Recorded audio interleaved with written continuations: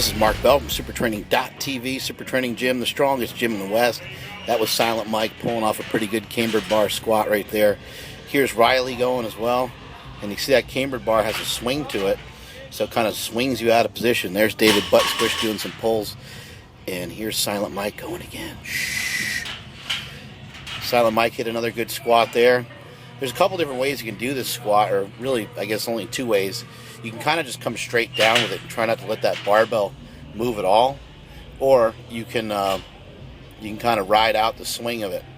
That was Riley doing some fat bar deadlifts, and there's Bootsy, our team mascot. You can see he's very enthusiastic about these deadlifts that David's doing. He's in favor of it, obviously. David, on this day, I thought he could have flattened his back out a little bit better, and that way he could have finished his pulls a little bit more efficiently, as you'll see coming up. Towards the end, I believe he corrected it, if I remember correctly. Here's Daddy Longlegs going with just some regular raw squats. I don't think enough of us do just a regular traditional squat with no box. So that's being implemented a little bit more at Super Training. Here's Chris as he prepares for our competition May 27th. He's trying to work on getting depth. He had to probably go a little lower on that one. But Chris has pretty good flexibility in the hips, pretty good mobility, and I don't think he'll have any trouble in the contest at all. He's very new to the sport. He's just getting used to the suit, getting used to having those knee wraps on. Nice strong squat by Daddy Longlegs. Casey's doing a pretty good job of getting those knees out. You can see he cut that one a little bit higher than the one previously. And here's Mr. Big Bird. Mr. Big Bird's trying out some new briefs. Here's Spence. Now we got Spence kind of working on some new stuff, trying to keep that head back more, keep that face back behind the barbell, and see how he's kind of struggling with it because he's just never done it before.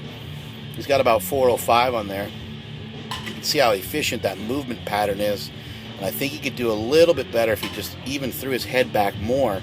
Like right about here, throw his head back where his butt is. And I come over and yell at him in a little bit as he's doing his sets, and we kind of get him to do a little bit of that. Here's Mr. Big Bird going again with his yellow feathers. He was really struggling to get depth.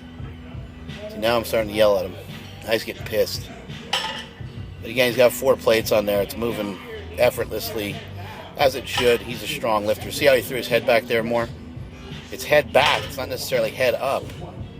For some lifters, it can be head up because they have no flexion. They have no not flexion. They have no flexibility in their neck. So you tell them to have their chin up, and their chin only goes up so high. But many lifters, especially female lifters or smaller athletes, you tell them to put their chin up, and it's going to throw their whole spine out of whack.